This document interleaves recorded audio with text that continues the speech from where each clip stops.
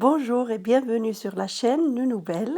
On va présenter aujourd'hui une nouvelle recette. Cette recette, c'est un moelleux pas comme les autres parce qu'on ne va pas utiliser du beurre, mais on va mettre du mascarpone à la place. Le mascarpone donne une texture très légère et très onctueuse.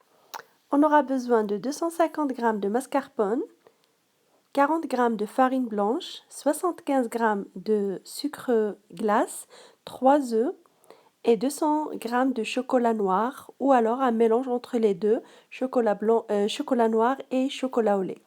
Je vais utiliser aussi de la fleur de sel si vous en avez, sinon vous mettez une pincée de sel normale. Je vais mettre les 4 cuillères d'eau dans une casserole et je porte à ébullition.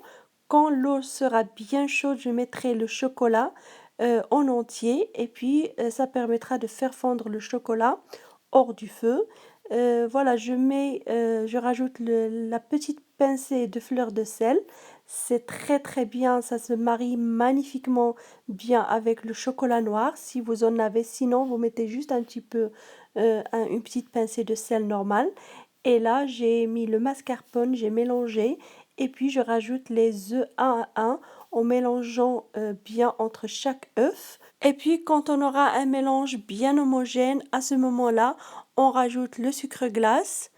Voilà, j'ai diminué un tout petit peu de sucre glace, une cuillère à peu près, mais vous pouvez mettre la quantité en entier.